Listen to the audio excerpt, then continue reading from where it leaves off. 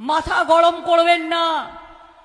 আর জুম্মাবারে আমি ইমামদেরও বলবো, ডিএমএসপিকেও বলবো, আপনারাও সবার সাথে কথা বলে নিন, যাতে কেউ কোনো উস্কানিমূলক কথা না বলে।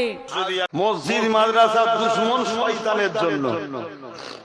দেখলেন না এক শয়তান বলছে আগামী কাল আবার জুম্মা, মসজিদে যেন উস্কানিমূলক বক্তব্য না হয়। এই শয়তান, মসজিদে উস্কানিমূলক বক্তব্য হয়? এই কথা বলছেন না? তাহলে আমাদের সব মুনাফিক শয়তান কোনো কথা বলছে না? মুনাফিক মৌলী সাহেব, মুনাফিক বক্তা সাহেব, মুনাফিক হুজুর সাহেব, মুনাফিক পীরজাদা সাহেব সব চুপ কেন?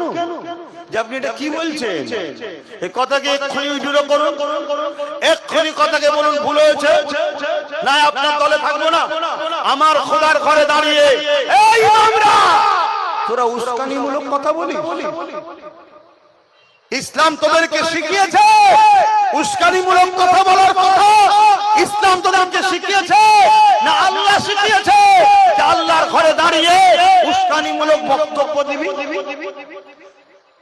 আমি জানি না এরপরে ইমাম এই মসজিদ বিদ্বেষী শয়তানের চাটুকারি করবে কি আমার জানা নয়। তবে যদি কেউ করে ওই শয়তানের চাটুকারি ইমামের পিছনে নামাজ হতে পারে না, কারণ এর দ্বারা স্বাধীন নয়, আর যে স্বাধীন নয় তার পিছনে নামাজও নয়। মুক্তিরা বসে আছে যদি ভুল ফতোয়া হয়।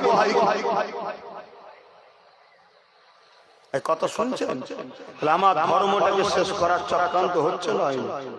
এবার তো মসজিদগুলো টার্গেট হবে, মসজিদের মধ্যে বলবে ক্যাম্প হবে।